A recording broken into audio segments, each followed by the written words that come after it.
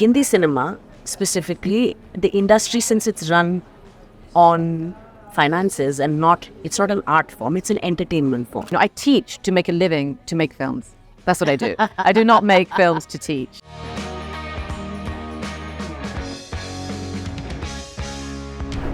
Sandhya and Shana, it is so lovely to have you on Film Companion in Cannes. Congratulations on Santosh. It's such a moving, quietly powerful film. And that's one of the things I really appreciated about it, is that you're talking about very, very deep and complex issues, but in a way that's not screamy or shrill. And that's just lovely. And you are so good. You're so good in it. Sandhya, I want to talk to you about where the story came from, because you've, of course, made very acclaimed documentaries. Where did this narrative of this woman who inherits the police job come from? Well, I was working in lots of small NGOs in India doing research about violence against women, thinking about how do I address this subject, this such a huge, difficult subject. How do I address it? Seeing horrible, horrible things every day and then saying, I can't find a way in via documentary. Couldn't find it. It's too frontal. It's too direct. How to come at the violence from inside, how to dissect it, analyze it. And then the Nirbhaya case happened in Delhi, and I had seen a photograph of women protesters. There was a line of female police officers, and there was one of them there, and she had this very enigmatic expression on her face. I was just so hooked by this photograph. I thought, well, look at that gulf between her, because she has a uniform on, everybody protesting, that sense of powerlessness, not to feel safe to even walk the streets. How does she place herself in that? What is she feeling? What is she thinking? What's that expression? And so I thought, okay, I'm going to make a film. I'm going to come in at it through the female police officer. So I was never an intention to make a police film or anything. And then, obviously, unlikely I'm going to make a documentary about the Indian police. So as much as I'm, good at getting access, I thought that's going to happen. So then I'll have to tell this via fiction. And then when I started researching the police, and I read about appointment on compassionate grounds, then I was like, well, that's a great story. To go from a wife to a widow to a policewoman in terms of a journey of status for a character, fantastic. Yeah, it is. It is. Shana, you talked about how before the shoot started, you had a breakdown moment. And you said to yourself, why am I playing this character? Why have they chosen me? What was the answer? There's no answer that satisfies me, but I always then revert back to trust. And that's, I think, the biggest part of filmmaking. As an actor, I always choose directors that I have an instinctive trust. Trust that they will bring the best out. Trust that they will not compromise on their vision. Trust that they'll be able to keep going even when they feel like they haven't got it, and not say yes, because of time, because of anything else. And that's always been the thing that I rely on. That's my compensation for my insecurity. So I used to have someone who I'm like, you liked it, it worked for you, okay, fine. So I think it's just, I think I still struggle with this aspect. It's very difficult for me as an actor to play a part that feels so far removed. Psychological things, we have all the emotions we have inside. But a lived reality, when it's very far removed from what you've lived, there's always a feeling of being an imposter, or feeling like the acting part of it will come out. And like I said, I always trust the director, and especially her, because she comes from documentary, and I could see how, how critical it was for her that it seems real. The setting, the people, the colors, the everything, the look, the camera. And the performer. Of course. Yeah. Exactly. And I knew that there was no way that she would say yes to something unless she felt it was hitting the right note. But to me, I have that insecurity, I would say. There's no better way to put it. And it is something that I'm working on. In the movie, you're layering in so much. I mean, of course, it's about women, right? And power structures and what holds women back. And I love the little moments, like the fact that Santosh has to cover her head before she goes into her in-laws' house, and that tells you everything, right? You've understood what that means. But you're also talking about religion, you're talking about caste, you're talking about the powerful and what they do. And how do you, as a director and a storyteller, layer in so much without making it a sort of a speech or a sermon or even something that doesn't grip you as a narrative but tells you the right things? Because finally the most important thing is to tell a great story. What is the challenge of that? For me, it's the reason I, for example, didn't become a writer. I do write as well. The reason I didn't become a writer and the reason that I'm drawn to film is because of its economy. Film can be so economical. With one little gesture, you tell everything about the in-laws. Yeah, exactly, just like that. So for me, it's all about what took the film so long to develop over so many years, is just to figure out those right details. It's all in the detail. What does one detail say about something that can say it in the most economical manner? That's how you pack in so much into a film. And for me, when I was talking about making something about seagulls, well, these are not planes. You don't have the plane. Seagulls are interrupting us. This is too much. So You were talking about the detail. Yeah, it's all about having the details. And for me, it was also, when I was looking at violence, it was about the film is also about a type of place. It's about a type of place where corruption and misogyny and religious intolerance and casteism just sort of hangs in the air. Now, it is a fabric of the film. It's the DNA of the film, actually. And it's present in everything. So it's just about a place where the air is thick with all of those things. And it's all so casual. I think that's what was important to me. Absolutely. It has to be casual. The violence, everything is just there. So it was always never about pointing. I've got a real intolerance to pointing. And I don't make films to teach. I teach to make a living to make films. That's what I do. I do not make films to teach. So, anything that feels vaguely didactic, I'm very, very... You're aware of I'm just, oh my God, no, that's too much. So I'm always pulling back. But aware that also, cinema is a ride, and I hope that with Santosh we've found the right balance of it, taking you gently, especially, to try to make a film that should work for Western audiences and Indian audiences. So important to me. Always, it must work for the Indian audience, must work for the Indian audience first, actually. But yet, I have majorly Western financing, so obviously that's a huge marketplace for us. So it's very hard with all these complexities about Indian culture to hold non-Indians' hands lightly enough that they're not lost, but it's okay if there's certain things they don't get. Yeah. They're still in the story, you see. So that was harder than I thought. Even until the last moment of subtitling, how do you translate things? Even to that very last detail, it was harder than I thought.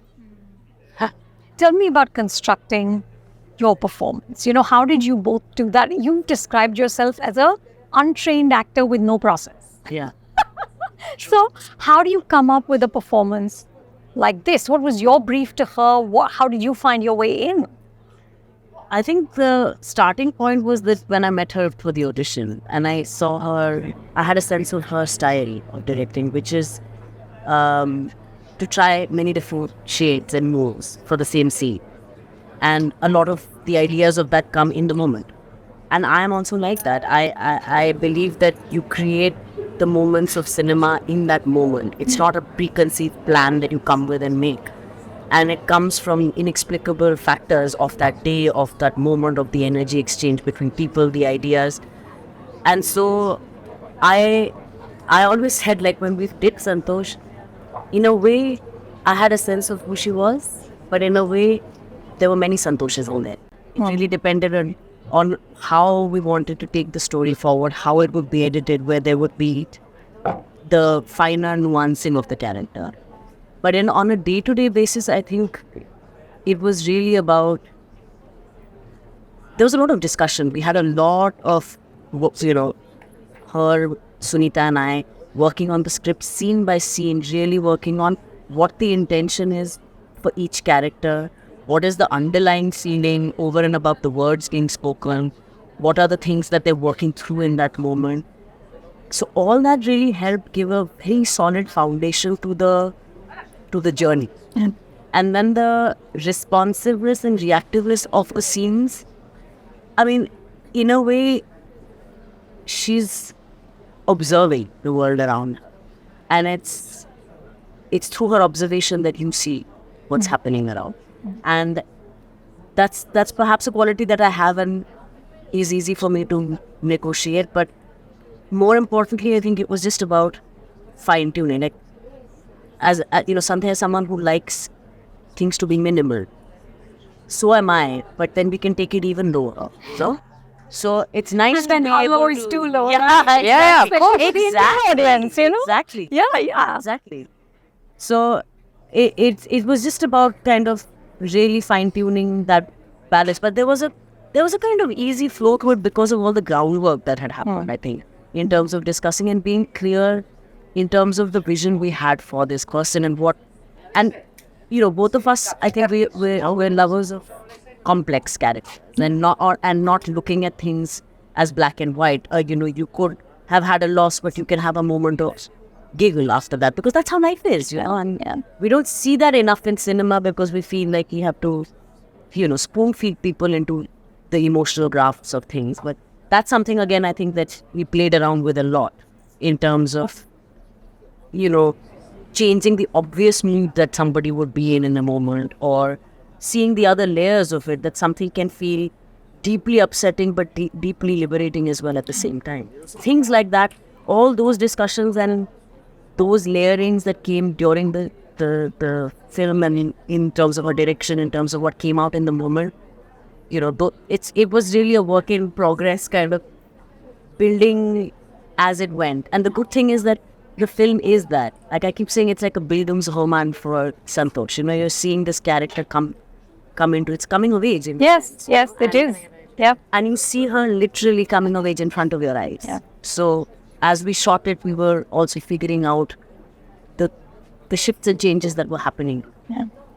Shana, I was also thinking that the other person who is also in Cannes is, of course, Nasruddin Shah, who directed you in your first I met film. him, yes. Yeah, so, that was 2006. Shana, do you feel that Indian cinema, more specifically Hindi cinema, has figured out what to do with you?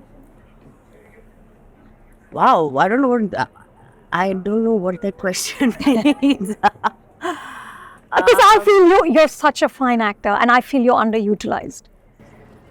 I would love to do more, but I have to say that I think maybe this is a good reminder, because a lot of people say that to me, and I see where it comes from, because it comes from a desire to see more of the person. It's their sense of belief in what you do, and encouragement towards it. And yet I feel like I've done so much. Yeah. I've worked with amazing directors. I've had fantastic roles. I've worked consistently and continuously for 20 years with being an outsider. And I've traveled to different festivals. I've worked in different languages. So in a sense, I feel like I've ticked so many boxes that...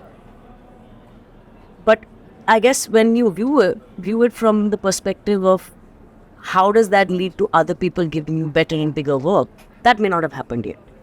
But at the same time, I feel like, I don't know, I felt very welcomed by the industry, but I also, I keep saying this, and, people take it in many different ways, but Hindi cinema, specifically, the industry, since it's run on finances and it's not an art form, it's an entertainment form.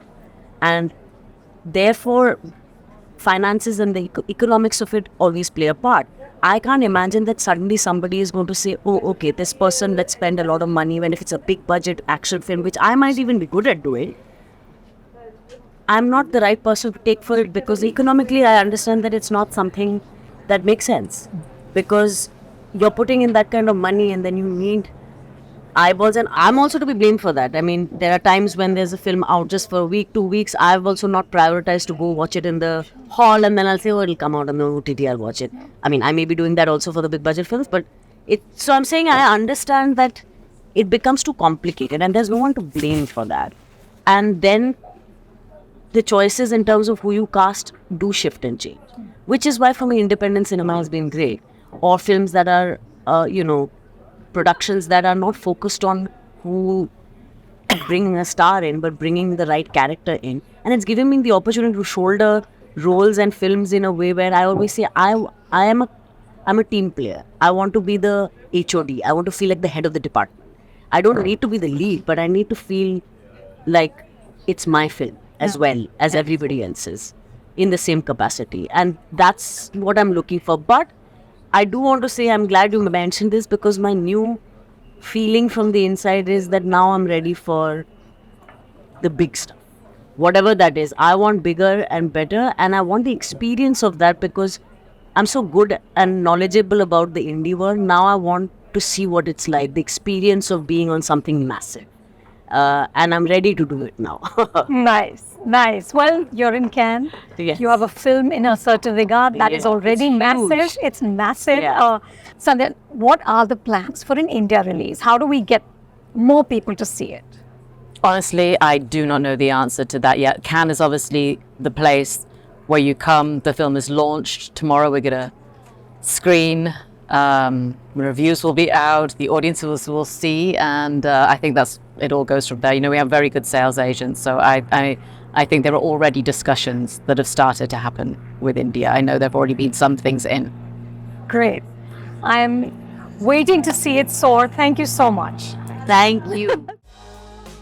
You've been watching FC at Cannes 2024 in association with entertainment partner Airtel Xstream Fiber, beauty partner Lakme, podcast partner Amazon Music, and travel partner Air France.